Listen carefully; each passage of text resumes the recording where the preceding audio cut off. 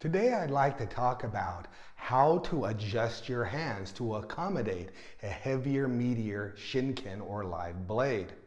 If you look at the blades throughout history, most all the blades that are classical are like in my right hand to this one here, that are a little smaller and can fit your hand a lot better.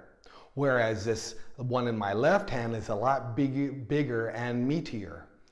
This one here is used more for cutting tatami mat, whereas in Japan, this one was used more to cut pig carcass.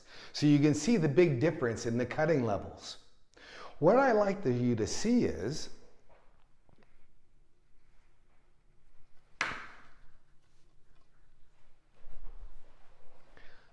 that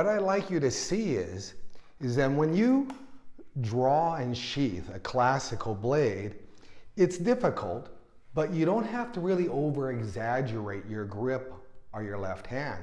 So when I draw this out, you can see my fingers are pushing against the blade, making it work very well. See how that is? And I return the blade the same way. You can see where the hands work in nicely, and I can feel the blade through my fingers very, very well without the fear of being cut.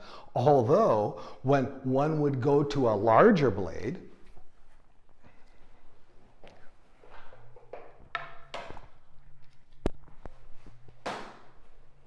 such as this one here, now the difference in taking the blade and drawing it and sheathing it is a little bit different. What I'd like you to see is how your hand needs to make those adjustments. So if I come over here, before when we accepted the blade, our hands would be basically like this.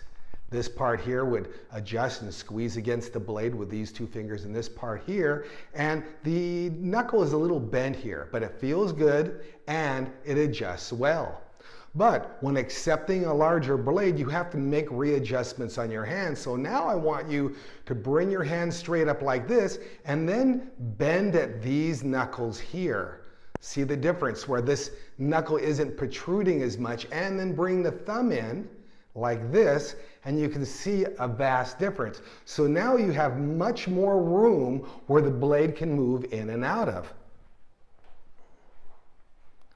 For example, I pull out the blade, I readjust my fingers, I bring it on here, I pull out the blade, and you can see my knuckle isn't as protruding as much. And when I put away the blade, you can see that you can watch it, just watch it really slowly. You can see how it moves in and out, keeping that knuckle straighter, so I have more room up above here where I don't have to feel like my fingers are going to be cut. And that is one of the biggest fear factors with drawing and sheathing a large, meatier blade.